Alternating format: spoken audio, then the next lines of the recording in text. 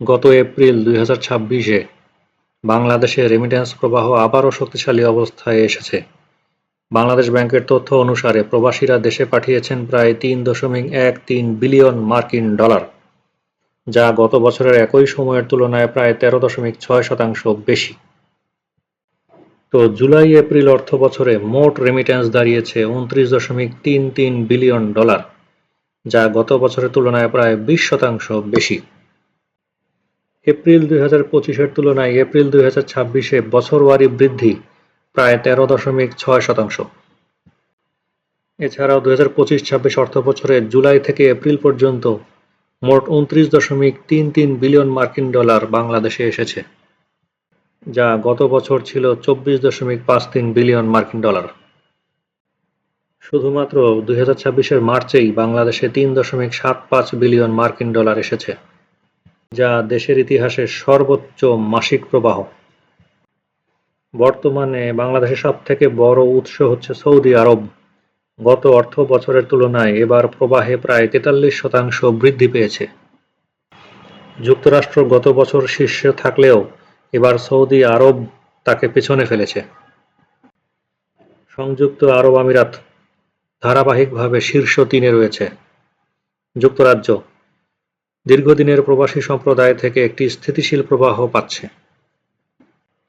আমাদের বিদেশি মুদ্রার রিজার্ভ শক্তিশালী হচ্ছে রেমিট্যান্সের কারণে। ব্যালেন্স অফ পেমেন্ট স্থিতিশীলতা বজায় রাখতে বড় ভূমিকা রাখছে। এছাড়াও পারিবারিক ব্যয়, শিক্ষা এবং স্বাস্থ্য খাতে রেমিট্যান্স গুরুত্বপূর্ণ সহায়তা দিচ্ছে। ঈদ উল আজহা সামনে থাকায় মে মাসে রেমিট্যান্স আরও বাড়বে বলে ব্যাংকাররা আশা করছেন। হুন্ডি এবং অবৈধ চ্যানেলের বিরুদ্ধে কঠোর ব্যবস্থা অব্যাহত থাকলে প্রবাহ আরও স্থিতিশীল থাকবে। শুধুমাত্র মধ্যপ্রাচ্য থেকে প্রায় 50-55% রেমিট্যান্স আসছে, যার প্রধান দেশ মূলত সৌদি আরব, ইউএই, কুয়েত এবং কাতার। এছাড়াও পশ্চিমা দেশগুলো থেকে প্রায় 30-35% রেমিট্যান্স আসছে, যার প্রধান দেশগুলো মূলত যুক্তরাষ্ট্র, যুক্তরাজ্য, ইউরোপ। এছাড়াও এশিয়া এবং অন্যান্য অংশ থেকে প্রায় 10-15% রেমিট্যান্স আসছে, যার প্রধান দেশসমূহ মালয়েশিয়া, সিঙ্গাপুর, দক্ষিণ কোরিয়া। প্রবাসীদের বাংলাদেশে টাকা পাঠাতে সবচেয়ে বড় চ্যালেঞ্জ হচ্ছে অনানুষ্ঠানিক হুন্ডি ব্যবস্থার প্রতিযোগিতা, ব্যাংকিং চ্যানেলের জটিলতা, রাজনৈতিক অস্থিরতা এবং বৈদেশিক শ্রমবাজারের অনিশ্চয়তা।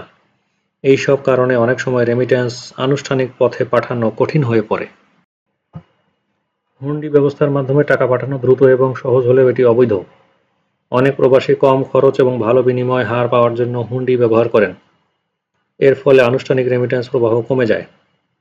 এছাড়াও রয়েছে ব্যাংকিং চ্যানেলের সীমাবদ্ধতা। বিদেশে অনেক শ্রমিকের কাছে ব্যাংকিং সুবিধা সীমিত। আনুষ্ঠানিক পথে টাকা পাঠাতে সময় বেশি লাগে এবং ফি তুলনামূলক বেশি। কিছু দেশে বাংলাদেশি ব্যাংকের শাখা বা কার্যকর এজেন্ট নেটওয়ার্কও নেই। এছাড়াও রাজনৈতিক এবং সামাজিক অস্থিরতা রেমিট্যান্স প্রবাহে ব্যাপক ভূমিকা রাখে। 2024 সালের আন্দোলনের সময় অনেক প্রবাসী আনুষ্ঠানিক পথে টাকা পাঠানো বন্ধ করেছিলেন। রাজনৈতিক অস্থিরতা এবং আন্দোলন রেমিট্যান্স প্রবাহে সরাসরি প্রভাব ফেলে। এছাড়াও মধ্যপ্রাচ্য এবং দক্ষিণ পূর্ব এশিয়ায় শ্রমবাজারের চাহিদা পরিবর্তনশীল। ভিসা নীতি, কর্মসংস্থান সংকট বা বৈশ্বিক অর্থনৈতিক মন্দা প্রবাসীদের আয় কমিয়ে দেয়। অফিসিয়াল চ্যানেলে টাকা পাঠালে অনেক সময় প্রবাসীরা কম বিনিময় হার পান। এছাড়াও সরকার 2.5% নগদ প্রণোদনা দিলেও হুন্ডি বাজারে হার বেশি হয় প্রতিযোগিতা তৈরি হয়। তাই রেমিট্যান্স ফ্লো বৃদ্ধি করতে হলে ব্যাংকিং নেটওয়ার্ক সম্প্রসারণ করতে হবে, বিদেশে আরও এজেন্ট এবং শাখা স্থাপন করতে হবে, ডিজিটাল রেমিট্যান্স প্ল্যাটফর্ম তৈরি করতে হবে, যেমন মোবাইল ব্যাংকিং এবং ফিনটেক এর ব্যবহার বাড়াতে হবে। প্রণোদনা বৃদ্ধি, আনুষ্ঠানিক পথে পাঠালে আরও সুবিধা দিতে হবে। কঠোর নজরদারি, হুন্ডি এবং অবৈধ চ্যানেল নিয়ন্ত্রণে কার্যকর ব্যবস্থা গ্রহণ করতে হবে। প্রিয় দর্শক, সম্প্রতি বাংলাদেশে বেশ কিছু ছোট এবং মাঝারি আকারের ভূমিকম্প সংঘটিত হয়েছে। ঢাকা এবং এর আশেপাশের শহরগুলোতে বেশ কিছু বহুতল ভবন ক্ষতিগ্রস্ত হয়েছে। মূলত যেসব ভবন বিএনপিসি কোড এরিয়ে নির্মাণ করা হয় সেই ভবনগুলোই ভূমিকম্পে অনেক বেশি ঝুঁকি এবং ক্ষয়ক্ষতির আশঙ্কায় থাকে।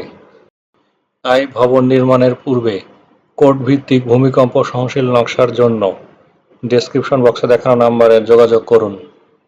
প্রকৌশলী আহসান।